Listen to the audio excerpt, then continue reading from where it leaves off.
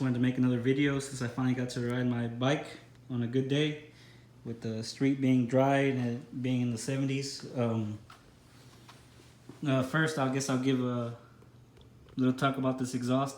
It's the SSPG for people that were asking or wanting to know. It's a nice exhaust, sounds good. I still have the silencer or baffle in there that makes it more quiet, but it still has a good, loud enough and deep sound to it that it sounds good the way it is. I could imagine taking that thing off. It'll probably be really loud. But anyway, the plate that comes here, if you're gonna use this exhaust and not stretch your bike, you're gonna have to remove it. On my last video, I already have it removed, but on my first ride, it scratched it really bad, and that was only going around the block. So just keep that in mind. If you're gonna stretch it, you shouldn't have that problem. Because your swing arm and your motor or whatever, it all gets pushed back. So you shouldn't have that problem if you're going with this exhaust. But I still like that exhaust. Like I said, that was my fault not looking into it. I never really seen any reviews of that exhaust. Most of the exhausts I've seen were either made or they were like Dorby Works exhaust. They weren't this brand. So there's just something to know.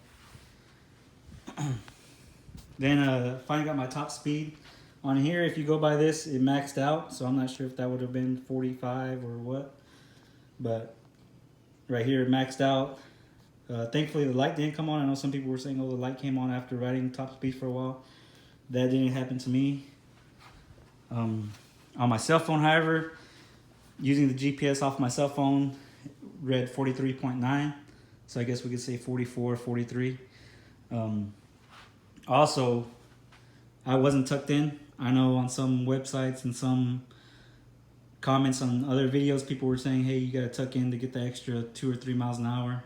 But I'm not going to be one of those people that tucks in. I'm not going to have my head right here when I'm driving in the street, just to get the extra mile an hour. So just keep that in mind.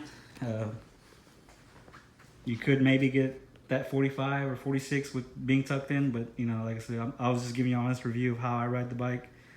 I ride just sitting down normally.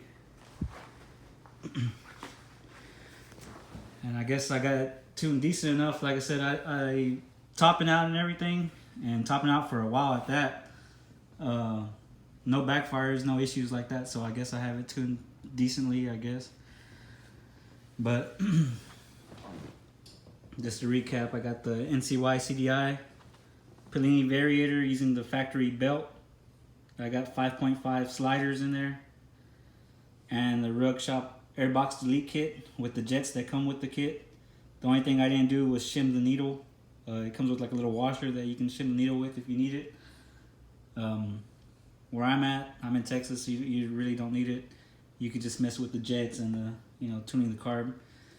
But this setup came out good for me. Like I said, it worked out good. Accelerates real good. Tops out, and it was real good for me. I have a Pellini belt, but from what I was told, it's the same exact belt. It came with my variator kit, so I was going to have it as a spare. However, with me topping out 43, 44, I was going to try to get the extra mile an hour more. I ordered the Power Links, I guess, Performance Kevlar belt from the Ruck Shop. It's supposed to give me a better acceleration, so maybe I can play with the weights a little bit more. If you look at my variator, I have like maybe an eighth or more of an inch, an eighth of an inch or a little bit more. I use the Sharpie trick. If you don't know what that is, you can look it up on YouTube. You'll see how high your belt rides after doing top speed runs. And, I still have a little bit that's still real shiny that you can tell it's still brand new. So that belt's broken in. That's the only reason why I use that belt and not the Pellini belt. If I had used the Pellini belt, I might have not gotten as good as a top speed or an accurate top speed because the belt's not broken in, it's brand new. So with that, hopefully, like I said, I ordered a new belt that's supposed to be a performance. Maybe I'll get that extra mile an hour or 2 more once it's broken in.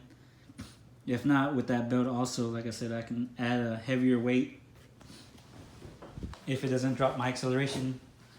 Because right now, the way it accelerates is perfect. And like I said, the top speed's pretty much perfect. It doesn't sound like it's over revving the engine or anything. The engine sounds great, you know, at top speed. So as long as it don't backfire still, I'll be good.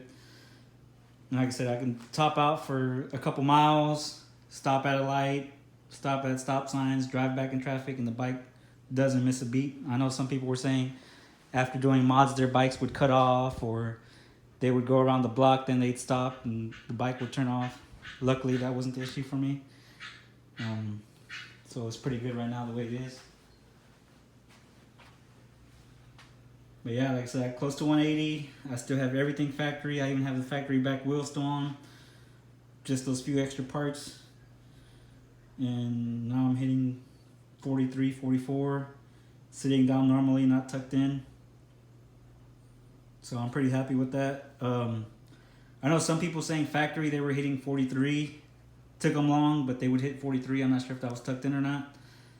I was hitting only 40, so like I said, 43, 44 is good with me. After adding these parts, I mean, these are parts that make the bike look nicer. Anyway, at least in my, in my mind, I like the way those style intakes look better than the box, and of course, I like the aftermarket exhaust look too, and the sound sounds good. So stuff I would have done anyway, even if it wasn't for the performance of it. I'm also thinking about getting another bike. That GY6 I bought, the scooter I bought.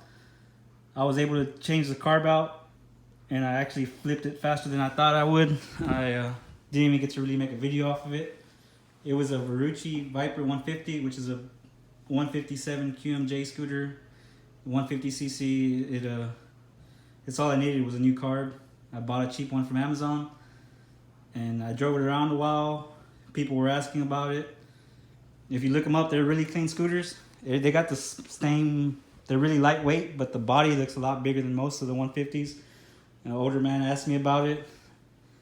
I gave him a price, and he took it. So I made a quick, couple bucks off of that. So I might be able to buy some more parts, though I've been looking at other bikes, like I said, the Hawk 250, if anybody has one, or I've been watching mixed reviews about it. I've seen a lot of good things, but there's always one or two videos I see that say otherwise. So if you have one or know anybody and you want to give me a comment on that, that'll probably be my next bike. Where I'm at, the dealership here sells them for $1,500 with the plates and everything out the door. They'll give you the plates for it. They'll give you everything that's already built. You can actually drive them home. This is where I bought my last Chinese scooter from. So it's not a bad price. And like I said, I'll be able to keep this bike too. So it's not like I'll be losing anything off of it. But if you have anything negative about those bikes, let me know, or anything positive. I know everybody says change the carb day one. So, just let me know what y'all think about those bikes.